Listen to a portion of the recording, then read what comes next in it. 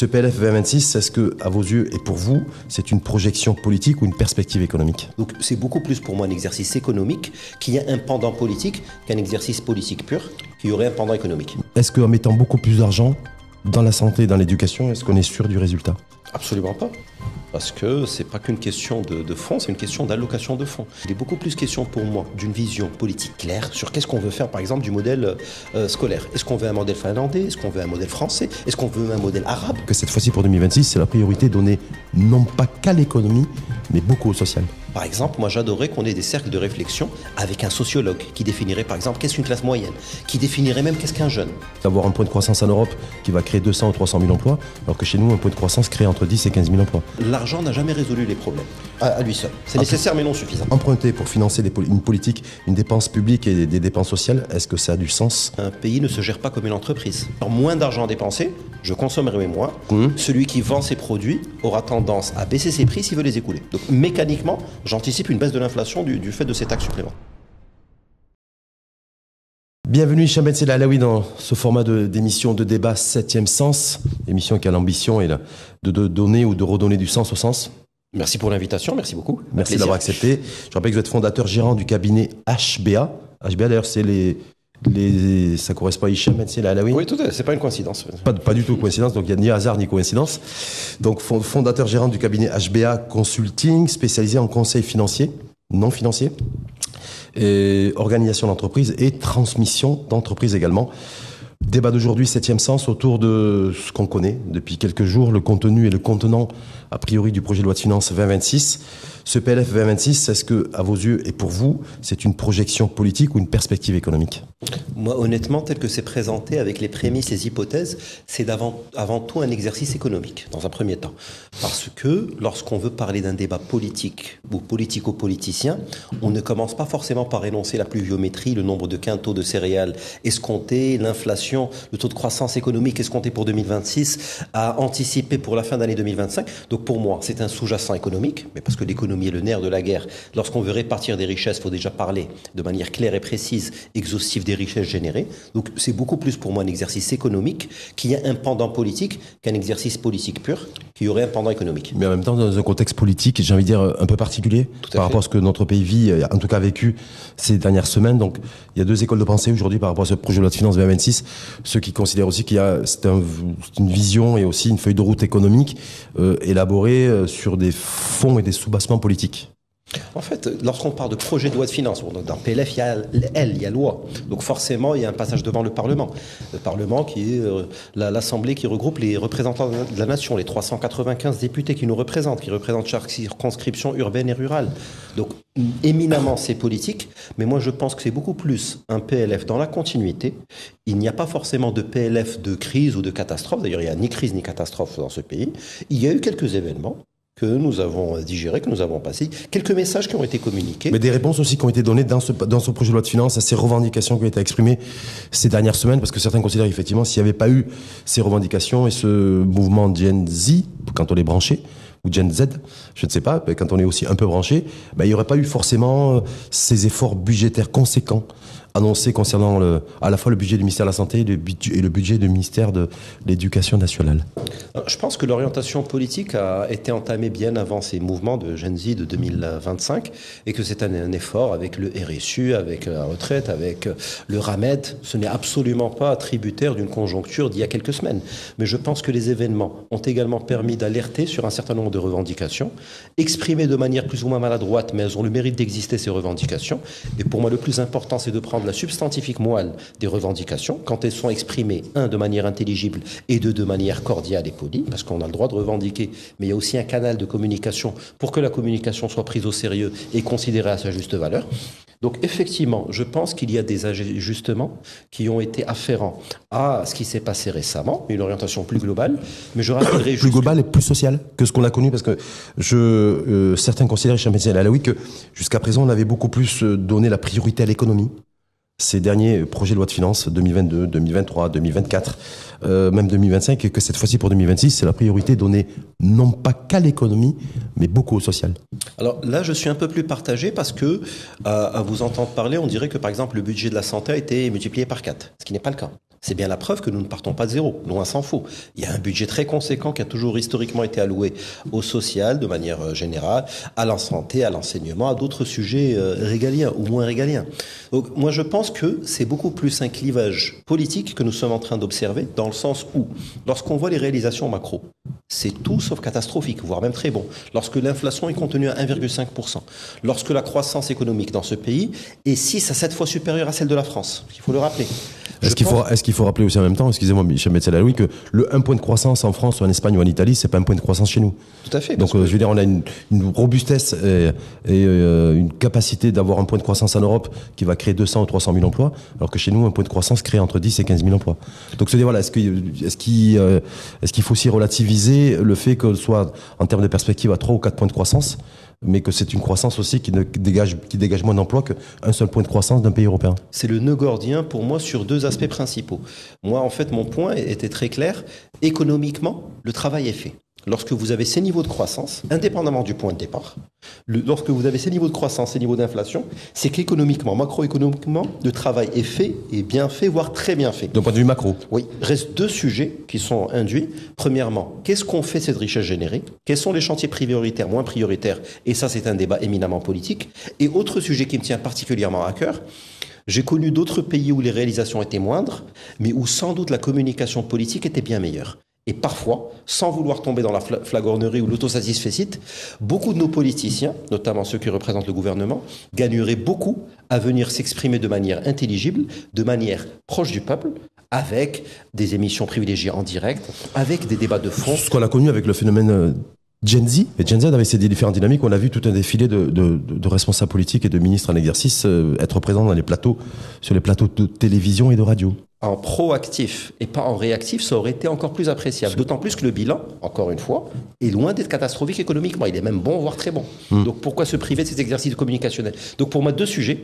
Politiquement, je pense qu'on gagnerait à mieux communiquer, à communiquer plus efficacement, de manière plus impactante, sur de surcroît des choses qui existent, donc autant pourquoi s'en priver. Et deuxièmement, sur l'explication de qu'est-ce qu'un projet de loi de finances. Je pense qu'on a un effort de vulgarisation à faire. Et si certains, par exemple, pensent que nous privilégions un secteur par rapport à d'autres, ce qui est faux. Parce que chacun a son budget, chacun a son allocation. Mais si certains... Encore faut-il avoir le même budget aussi qui permettent de pouvoir déployer une politique publique. Il y a peut-être certains ministères qui sont mieux lotis que d'autres d'un point de vue de dotation budgétaire. On en revient au débat politique. Si certains s'estiment lésés par rapport à d'autres, je pense que politiquement, il est question de hausser le ton, il est question de demander des arbitrages, il est question de communiquer plus efficacement sur le pourquoi du comment d'une hausse budgétaire, d'une enveloppe supplémentaire. Je pense qu'on en revient au débat politique. En tout cas, effectivement, revalorisation hors du jamais vu, il n'y a pas de précédent. Concernant le budget du ministère de la Santé, 42 milliards de dirhams, donc c'est pas fois 2 mais pas loin en termes d'augmentation, et également hausse du budget du ministère de l'Éducation qui est quasiment à 100 milliards de dirhams. Donc les deux combinés, c'est 140 milliards de dirhams et des créations de postes budgétaires, donc 27 000 que pour l'éducation et la santé sur 36 000 au total. Est-ce qu'en mettant beaucoup plus d'argent dans la santé et dans l'éducation, est-ce qu'on est sûr du résultat? Absolument pas. Parce que c'est pas qu'une question de fonds, c'est une question d'allocation de fonds. Et si on rajoute 4 milliards de dirhams, on rajoute à une enveloppe existante. Et il est question de l'efficacité de ce qui a été fait, de pertinence des modèles pédagogiques, par exemple, des moyens de communication avec une génération qui a ses codes, qui est différente des générations des enseignants, par exemple. Il est question beaucoup plus pour moi d'allocation des fonds. Il est beaucoup plus question pour moi d'une vision politique claire sur qu'est-ce qu'on veut faire, par exemple, du modèle scolaire. Est-ce qu'on veut un modèle finlandais? Est-ce qu'on veut un modèle français? Est-ce qu'on veut un modèle arabe, modèle égyptien et autres? Je pense qu'on gagnerait à être beaucoup, beaucoup plus clair. Est-ce qu'on veut un modèle digital, un modèle moins digital? Est-ce qu'on veut revenir à ce qu'on faisait il y a 15 ans? Est-ce qu'on veut revenir à ce qu'on fera peut-être dans 15 ans? Je pense que sur ça part d'une vision qui, pour moi, gagnerait à être éclaircie, sans doute qu'elle existe. Après, bien sûr, que le nerf de la guerre, c'est l'argent, mais pas uniquement. C'est beaucoup plus une volonté politique et une vision claire sur qu'est-ce qu'on veut faire des fonds. Donc ça veut dire qu'annoncer des budgets beaucoup plus importants au niveau de la santé, au niveau de l'éducation, c'est pas suffisant selon vous? Il faut aller beaucoup plus loin et définir en fait le modèle de santé publique. Qu'est-ce qu'on veut comme service de public de santé dans l'urbain, dans le semi-urbain et dans le rural? Et au niveau de l'éducation, la même chose. C'est pour ça que moi j'en reviendrai à quelque chose qui ressemble au nouveau modèle de développement. Et je pense qu'on gagnerait à développer cet exercice de manière beaucoup plus fréquente et de manière beaucoup plus court-termiste. Par exemple, moi j'adorerais qu'on ait des cercles de réflexion avec un sociologue qui définirait par exemple qu'est-ce qu'une classe moyenne, qui définirait même qu'est-ce qu'un jeune. Au Maroc, l'âge médian est de 29 ans. C'est-à-dire 50% de la population a plus de 29 ans, 50% moins de 29 ans. Mais qu'est-ce qu'un jeune au Maroc? Est-ce que c'est un jeune de 22 ans? Est-ce que c'est un jeune de 45 ans, comme on peut parfois l'entendre? Déjà, sociologiquement, définir. Politiquement, définir une vision claire sur qu'est-ce que la droite, qu'est-ce que la gauche. Et qu'il n'y ait pas des intérêts forcément convergents lorsqu'on est la droite et on veut un discours clair, et la gauche, on veut un discours clair. Qu'on ait peut-être des acteurs culturels, des acteurs associatifs. Déjà, je pense qu'il faut définir un certain nombre de concepts, qu'on prend pour acquis alors que c'est tout sauf le cas. Puis bien entendu qu'il faudra passer par l'exercice. C'est mon métier, je suis expert comptable. Je ne vais pas dire que ça vient forcément en dernier, en bout de ligne, mais l'argent n'a jamais résolu les problèmes à lui seul. C'est nécessaire mais non suffisant. En tout cas, feuille de route PLF 2026, donc renforcement conséquent du double budget à la fois de la santé et de l'éducation, 140 milliards de dirhams, 27 000 crédits alloués à la création de postes budgétaires sur les 36 000 au total. On se retrouve aussi avec une masse salariale de l'administration qui va augmenter. Je rappelle qu'elle, jusqu'à présent, le précédent PLF, elle était de 180 milliards de dirhams. Donc on va risque de passer à 182, 185 milliards de dirhams. On a aussi des besoins de financement qui sont colossaux.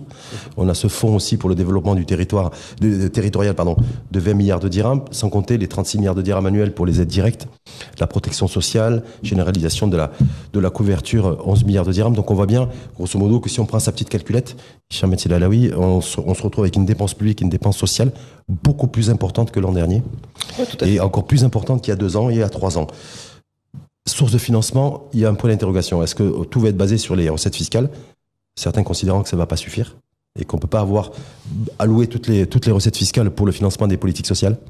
Donc est-ce qu'il n'y a pas le risque de creuser un petit peu ce déficit, non pas le déficit public, mais le déficit en matière d'endettement global, souverain de la signature Maroc? Il y a une situation qui est tangible, qui implique des réactions qui ont été faites. S'il n'y avait pas eu ce type de réaction, d'aucuns auraient peut-être pensé à de l'immobilisme ou même à un déni. Il fallait réagir. Si une telle réaction passe par un investissement monétaire, pécuniaire, c'est nécessaire parce que, avec toute la bonne volonté du monde, il faut recruter du monde et donc il faut payer, il faut rémunérer ces gens, il faut donner des aides directes qui coûtent de l'argent. Si ça doit passer par une combinaison de ponction sur les recettes fiscales, de ponction sur la croissance, parce que 4,6 ou 4,8% de croissance pour 2025, c'est à peu près 7 milliards. Et c'est 7 milliards qui vont être consommés en partie pour financer des secteurs vitaux, ça en ponctionnant également sur le passé. Et si la variable d'ajustement est l'endettement, pour un pays avec son investment grade qui permet de lever de l'emprunt facilement et de lever à moindre coût, pourquoi se priver? Il faut. Donc vous dites, il faut même si on emprunte à 6, 6,5 aujourd'hui sur les marchés. Parce que je rappelle que là, globalement, certains considèrent qu'il va manquer dès le départ, c'est-à-dire dès le 1er janvier 2026 pour le financement de tous les besoins et en dépenses publiques et en dépenses sociales notamment, entre 130 et 140 milliards de dirhams. Donc voilà, on part, vous qui êtes d'ailleurs expert comptable, Hicham El Alaoui, ça veut dire qu'on part avec moins 130 voire moins 140 milliards de dirhams qu'il va falloir financer, il va falloir trouver des financements. Donc il n'y a que l'emprunt pour ça? Il n'y a que l'endettement? Il n'y a que c'est le seul levier? Les leviers de financement sont connus. C'est du financement interne qui peut passer par l'attractivité d'investissement direct à l'étranger, qui peut passer par l'attractivité de touristes, qui peut passer par de la relance intérieure, de la consommation intérieure, ou bien des leviers extérieurs, notamment de l'endettement. Lorsque je vois la très bonne tenue de notre secteur touristique, lorsque je vois notre rebond, somme toute louable, de la consommation intérieure, lorsque je vois ce qui a été fait en termes d'infrastructures pour attirer des IDE, des investissements directs, aller chercher de ce côté-là pour subitement trouver 10 ou 12 points de PIB serait une vue de l'esprit. Donc s'il faut passer par l'emprunt n'est pas un gros mot. Si tant est que ce que nous allons emprunter, ça va servir à quelque chose de concret, de tangible. Et là, lorsqu'on voit la conjoncture actuelle, mais lorsqu'on voit le sous-jacent aussi, s'il faut emprunter pour régler une fois pour toutes des sujets de fond et que par la suite, on agisse beaucoup plus par fine-tuning, désolé de l'anglicisme, que refonte, encore une fois, ad vitam aeternam, je pense qu'il faut passer par de l'endettement. Il ne faut pas s'en priver. En revanche, Si on se loupe sur la définition des besoins et sur le modèle qu'on veut suivre, ça peut être 10, 12 points de PIB qui seraient malheureusement utilisés à mauvais escient et il faudrait peut-être engendrer les mêmes frais, voire davantage, dans 5 ou 6 ans. Je pense que là, la réflexion politique est critique. Il faut qu'on soit très clair sur ce qu'on veut faire et sur notre stratégie et sur ce qu'on cherche en termes de recherche, de débouché final. Mais mettre de l'argent sur ces sujets-là, j'applaudis des deux mains. Emprunter pour financer des aides directes pour les populations défavorisées, emprunter pour financer des services publics en matière d'éducation et de santé dans l'arrière-pays, ce qu'a demandé d'ailleurs le souverain, parce qu'il y a tout un développement territorial avec un financement et un fonds de 20 milliards de dirhams alloués. Est-ce que emprunter pour financer une politique, une dépense publique et des dépenses sociales, est-ce que ça a du sens ou pas, sachant que c'est pas il n'y a pas forcément de retour sur investissement pécunier? Alors, aider certaines populations particulièrement fragilisées, bien entendu que ça a du sens. Et lorsqu'on voit notre optimisation, qu'on le veuille ou non, de tout ce que ce pays peut offrir, à l'instant T, nous n'avons pas de pétrole, nous n'avons pas de gaz, en tout cas pas dans des proportions connues, nous n'avons pas de rentrée d'argent, de manne à venir, en tout cas pas dans des proportions connues. Ce que nous pouvions optimiser à plat, notamment notre agriculture, notre pêche, phosphate, engrais, tourisme, consommation intérieure, le travail est fait, voire très très bien fait. Et s'il faut aider ces populations défavorisées, encore une fois, j'applaudis des deux mains, si ça doit passer par l'emprunt, même si économiquement c'est contre-intuitif, emprunter pour des dépenses de fonctionnement. Mais si le contexte est tel qu'il faut, pour opérer une transition sociologique et sociale, passer par de l'endettement dans un premier temps, le temps, dans une seconde génération, d'aider à l'alphabétisation des populations à venir, d'améliorer les conditions de vie, pour que le système scolaire prenne le relais et que ces populations qui bénéficient d'aide voient leurs enfants mieux étudier, être plus efficients, plus efficaces, moins enclavés, pour intégrer par ailleurs le marché de l'emploi dans 15 ou 20 ans, là, ce sera jackpot. Est-ce que ça veut dire, Hicham El Alaoui, qu'en fait, on va s'apprêter, peut-être qu'on a pris derrière cette trajectoire, une nouvelle trajectoire qui n'était pas forcément prévue il y a encore quelques semaines, c'est de se dire effectivement emprunter pour financer la dépense publique, la dépense sociale, et non pas emprunter pour plus de productivité, plus de gains de productivité, plus de compétitivité, et avoir un réel impact sur la croissance économique. Est-ce qu'en fait aussi, c'est se dire, voilà, on va mettre entre parenthèses aussi la dimension économique, de dépenser et pour créer de la richesse, mais simplement emprunter pour pouvoir financer les politiques sociales. Est-ce que c'est ça la nouvelle équation?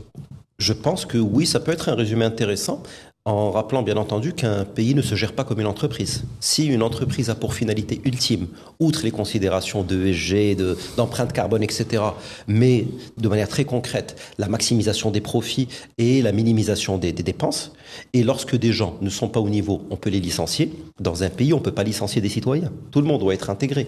Et donc, la recherche du profit à plein, en ayant des gens un petit peu moins centraux, un peu plus marginalisés, c'est une équation qui ne fonctionne pas. S'il faut inclure davantage, notamment lorsqu'on peut ressentir le début d'embryon de tension sociale, il n'y a pas d'autre réponse. Je dirais même qu'il faut parfois savoir déconnecter son cerveau et dire on va le faire, peut-être qu'économiquement il y aura des impacts plutôt faibles à court terme, mais les impacts à moyen terme seront très intéressants en termes d'augmentation de l'espérance de vie, augmentation de la consommation, je parlais très trivialement et de manière très laide, mais économiquement pure, en termes de bien-être, en termes de perception de la confiance, indice de confiance des ménages, en termes de relance de la consommation, confiance en l'avenir, capacité à mieux élever ses enfants, à leur permettre de mieux gérer leurs études, mieux leur gérer leur transition dans le monde de l'emploi. Des fois, il faut savoir électrifier certaines régions avec un impact économique à court terme quasi nul, mais l'impact économique sur 2-3 générations peut être très intéressant. Mais en tout cas, l'impact social, plutôt miser beaucoup plus à l'impact social que l'impact économique. Sur Hicham El Alaoui, sur le fait aussi au niveau de la fiscalité, sur le terrain fiscal, voilà, c'est plutôt la casquette de l'expert comptable de Hicham El Alaoui. Pas grand-chose à signaler sur une baisse de l'IS qui est à 20%, donc ça se maintient. Donc en dehors des professions et des métiers, des activités réglementées, je le rappelle, qui sont à des niveaux supérieurs à 37% d'IS. Sur l'IR, il y a une petite baisse d'un point qui a été consentie l'an dernier. Cette fois-ci, il n'y a rien en matière de baisse de la pression fiscale sur le travail et donc sur les revenus. Et sur la TVA, il n'y a rien de nouveau non plus depuis la réforme de la TVA et la refonte des 3 taux intermédiaires. Est-ce que c'était prévisible, pas prévisible ? Moi, je trouve que c'est prévisible parce que la fiscalité est un chantier particulièrement bien géré chez nous. Rappelons, dès 2016, il y avait la mise en place de l'ICE, l'identifiant commun des entreprises, qui a eu un impact très très salutaire. Dans la douleur, parce que certains l'oublient, mais c'était un peu dans la douleur que ça avait été fait aussi. Oui, mais des fois, des transitions doivent passer par là, parce que l'ICE, c'était le prétexte pris par certains pour ne pas déclarer tout leur flux. Et lorsque vous avez un tissu structuré qui existe, qui déclarait tous ces flux, il le déclarait par ICE, et donc digitalement, l'administration fiscale est maintenant encline à voir si l'un déclare des achats, l'autre doit déclarer du chiffre d'affaires, et ça a permis de maximiser nos ressources fiscales. Donc je pense que la fiscalité est bien gérée du côté de la digitalisation, du côté de l'expertise, du côté aussi de la projection, parce que c'est un plan annoncé sur 5 ans de convergence de taux d'IS et taux de TVA vers des taux cibles de 20% que vous citiez. Donc sur ça, un changement aurait été beaucoup plus perçu, à mon sens, comme une réaction un peu dans un contexte de crise au Qatar que rien ne justifiait, légitimé. Pas forcément. Sur l'IS, on aurait pu faire un bilan d'étape, non? Sur se dire effectivement, cette baisse de l'IS, est-ce qu'elle s'est traduite par plus d'investissements privés? Alors c'est un exercice très intéressant où parfois ce qui peut pêcher, c'est une sorte de coordination, de mise en musique de différents organismes. Si je parle de l'administration fiscale stricto sensu, s'ils vous disent, nous on a augmenté les recettes fiscales de 13%, que peut-on leur demander de plus? En revanche, qu'est-ce qui est fait de ces fonds? Comment ils sont alloués par d'autres opérateurs? Là, effectivement, ça peut être un débat très intéressant et que j'ouvrirai de manière plus générique. Je pense que beaucoup d'administrations chez nous travaillent très très bien, mais parfois, j'ai l'impression que lorsqu'il faut travailler en concert, 3, 4, 5 intervenants, c'est un peu moins efficace. C'est aussi une culture qu'on doit développer, que chacun apprenne à travailler en synergie de manière optimisée. Donc, rien de nouveau sous le soleil, en tout cas au niveau de l'IS, de l'IR et de la TVA pour 2026. Par contre, il y a l'élargissement de la retenue à la source qui va être généralisé. Beaucoup considèrent que ça va être une charge supplémentaire pour l'entreprise qui n'a pas besoin de ça parce que c'est pas son métier, c'est pas son activité et que les entreprises ne comprennent pas, d'autant plus il a été décidé de reconduire la taxe de solidarité jusqu'en 2028. Donc est-ce que c'est aussi deux mesures, la généralisation de la retenue à la source et la reconduction de la taxe de solidarité de contribution qui, je le rappelle chaque année, permet à l'État de collecter 6 milliards de dirhams par an. Est-ce que ça, c'est une mauvaise nouvelle pour l'entreprise? Mauvaise nouvelle, je dirais non. Parce que elle a peut-être, c'est aussi une critique politique qu'on pourrait formuler. On parle beaucoup des contraintes qui viennent parfois grever la profitabilité des entreprises, mais il y a énormément de choses qui sont faites en termes d'aide à l'investissement, en termes d'aide au recrutement avec les contrats ANAPEC et autres. Et là, je pense que politiquement, et c'est quelque part regrettable, certainement on demande des choses aux entreprises, on demande un effort dans un contexte économique complexe, dans un contexte social qui peut être parfois intéressant à observer, mais de l'autre côté, je pense que politiquement, beaucoup gagneraient à mieux communiquer sur ce qui est fait. Lorsque vous partez voir un guichet unique et vous demandez « j'ai créé mon entreprise, à quoi j'ai droit ?» Il y a énormément de choses qui existent, mais qui sont insuffisamment communiquées, c'est quelque part regrettable. Mais techniquement, lorsque vous avez un impôt en plus, une taxe en plus, bien entendu que ça impacte la profitabilité, mais encore une fois, comment financer nos ambitions si il n'y a pas de contribution de tous? Est-ce qu'il n'y a pas le risque de créer aussi, en tout cas d'alimenter cette inflation et ce circuit inflationniste chez nous? Parce qu'effectivement, quand l'entreprise se retrouve un peu plus taxée, sous la forme d'une taxe de solidarité, c'est-à-dire une espèce d'impôt indirect, est-ce que quelque part il répercute aussi? L'entreprise répercute sur le consommateur. Est-ce que ça n'entretient pas déjà une cherté de la vie qui est relativement chère? Non, je dirais au contraire, c'est tout le contraire pour moi. Déjà, rappelons que le Maroc est un pays importateur net, c'est-à-dire on importe beaucoup plus qu'on exporte. Et de ce point de vue-là, comme notre dirham est arrimé sur le dollar et sur l'euro, et que ces deux monnaies ont généralement des trajectoires un peu divergentes, la probabilité qu'on ait une inflation galopante est très faible. D'ailleurs, elle est à 1,5% aujourd'hui. Le franc CFA qui est arrimé sur l'euro a une inflation contenue. J'en dirais pas pareillement sur le dinar algérien ou tunisien, sur le cedi ghanéen, sur le naira nigérian, le kwanza angolais, etc. C'est un premier sujet. Deuxième sujet. S'il y a un renchérissement des coûts pour une entreprise, ça veut dire que l'entreprise aura moins d'argent disponible à investir. Si elle a moins d'argent disponible à investir, elle va consommer moins. Si elle consomme moins, mécaniquement, les prix devraient baisser. Donc je dirais que même très, très macroéconomiquement, ceci devrait engendrer une baisse de l'inflation, non pas une hausse de l'inflation. Ça, c'est la lecture de Hicham Betialaoui, expert comptable. Purement mécanique. Purement mécanique. J'aurais en tant qu'entrepreneur moins d'argent à dépenser, je consommerai moins. Celui qui vend ses produits aura tendance à baisser ses prix s'il veut les écouler. Donc mécaniquement, j'anticipe une baisse de l'inflation du fait de ces taxes supplémentaires. Il n'y a pas le risque de renchérir les prix à la consommation pour le consommateur final et de détruire de l'emploi? Parce que j'ai plus de taxes, j'ai plus d'impôts, j'ai plus de pression fiscale, Encore. j'ai plus de tension sur mon BFR. Non, parce que les barrières à l'entrée, à part quelques secteurs réglementés, sont extrêmement faibles. Il est capable de créer une SARL à 1 dirham de capital. Et comme je ne suis pas seul sur le marché, quand bien même je voudrais augmenter mes prix, il y a une telle concurrence qui existe, sincèrement, il n'y a qu'à voir les créations d'entreprises. Il y a une telle concurrence que, si je me le permets, d'autres profiteraient de l'occasion pour baisser les prix.